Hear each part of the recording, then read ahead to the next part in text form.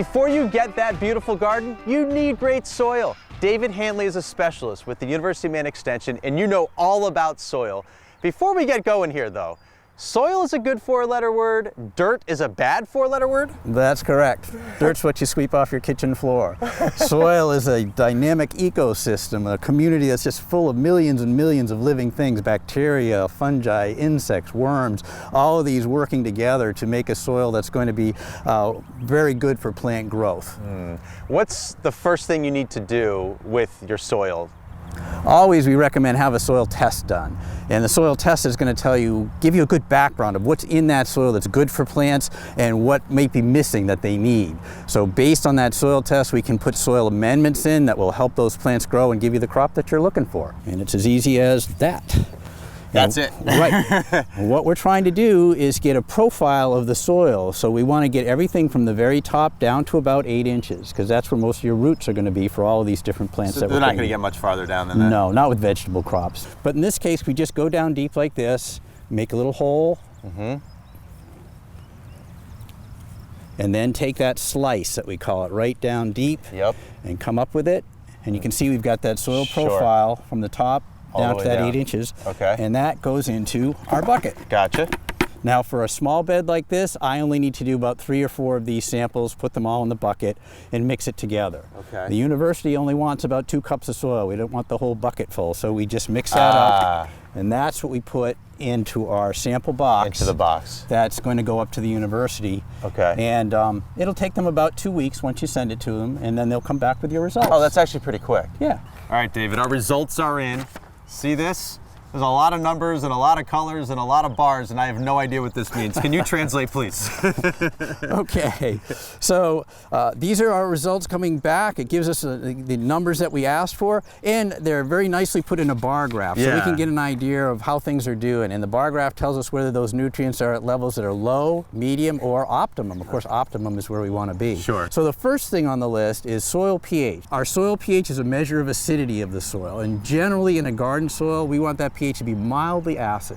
All right. So that means about 6.8. Okay, a little less than 7. 7 is neutral. That's neutral, right? Yeah. Okay. And we see our reading here is 6.2. Oh, so it's a little low. Little low. We can bring it up. It's not unacceptable, but they're probably going to give us a recommendation for some lime. Okay. And lime That's this now right is here, right? Right, calcium carbonate, and this will bring the pH up.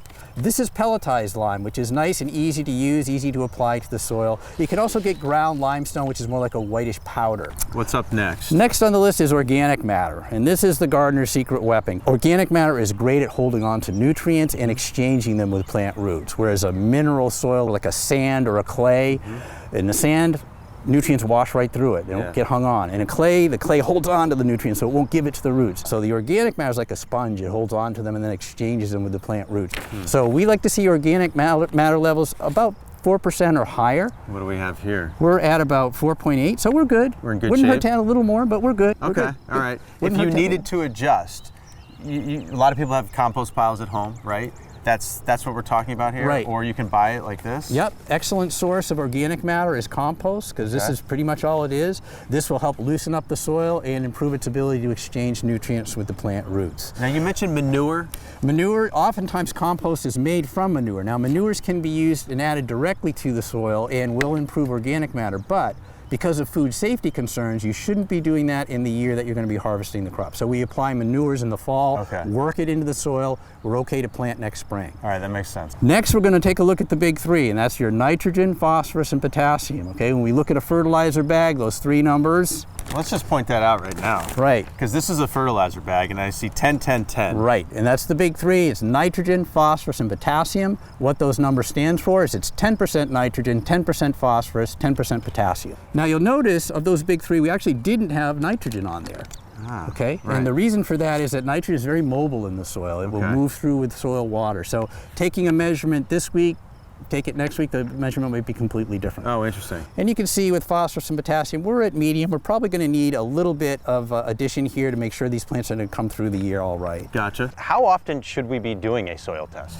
Well, It depends a little bit on what you're trying to accomplish. If you need corrections in the soil, say your pH was very low and you're adding lime, then you should probably take a test every year just to see how you're doing. Like the progress of it. Exactly. If we're going in the right direction. Right. Okay. Now, if my pH is coming back fine, all my other readings are coming back fine, I'm happy. I probably only need to take a test every 3 or 4 years just to see what's happening. All right, well, it all starts with this right here, a soil test. You get it to the UMaine Extension, you get it in a few weeks, it's only 25 bucks, right? Yeah. And you'll find out everything you need to do with your soil. Thanks for watching, keep your growing going. We'll see you next time on Gardening with Gutner.